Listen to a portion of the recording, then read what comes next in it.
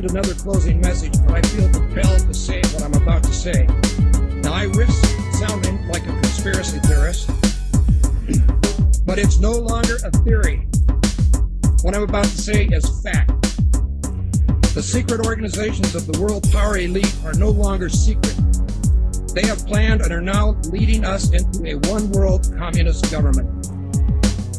The combining of national governments started with the European Union.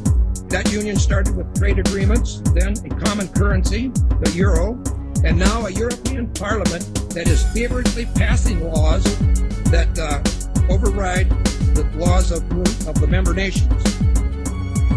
A constitution was drafted but rejected by a few of those nations, but never mind.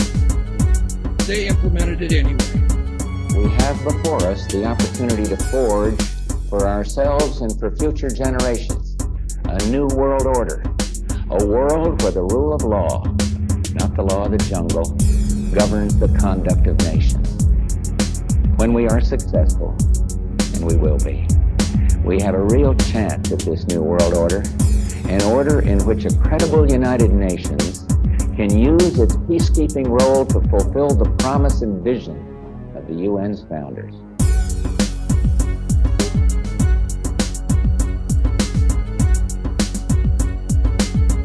It's Sky News with Paula Middlehurst. Well, there have been extraordinary scenes in Berlin tonight as thousands of people gathered to hear Barack Obama deliver key foreign policy speech on his current European tour. The Democratic presidential hopeful laid out his vision for America's place in a new world order, saying he was speaking as a proud citizen of the United States and a fellow citizen of the world. Now, secretive and elite, the Bilderberg Group, which unites some of the world's most powerful people, has been meeting behind closed doors for decades. Its activities have become shrouded in a mist of conspiracy theories, with some claiming the members are trying to create a new world order. Well, one investigative journalist has just revealed to the European Parliament all he claims to have discovered about the Bilderbergers. And Daniel Estulin joins me now live from Brussels. Many thanks for joining us this evening, Mr. Estulin. So tell us more about what you found out about the group and what you believe it does.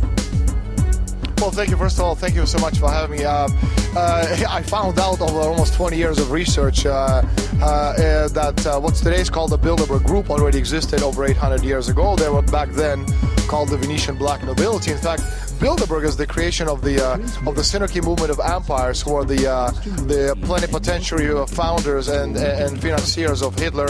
And Synarchy International, they in turn were founded by the Martinist Freemason Esoteric Secret Society back in the 1770s as a kind of counterattack on the principles upon which the United States of America was built. So again, it's a lot of people speak of Bilderberg as a domain of conspiracy theories. Of course, it's not. It's a historical fact.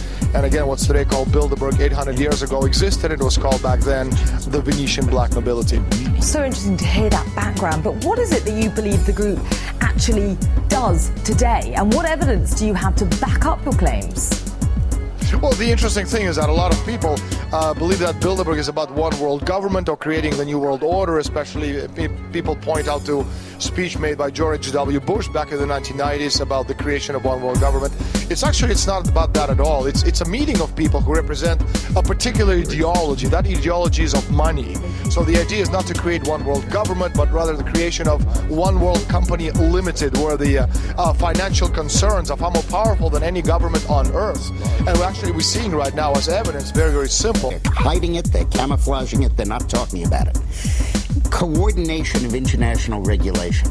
What they are going to do is to put our Fed and our SEC under the control, in effect, of the IMF. Oh, come on. You believe they'll do this? That's what was in the draft agenda. They call it coordination of regulation. What it really is putting the American economy under international regulation. Yeah. And those people who have been yelling, oh, the UN's going to take over global conspiracy theorists. They've been crazy, but now they're right. Yeah, well, when Geithner said he would be open to the idea of a global currency last week, yeah. Those conspiracy people had said and suggested that for years. Right. You're not wrong.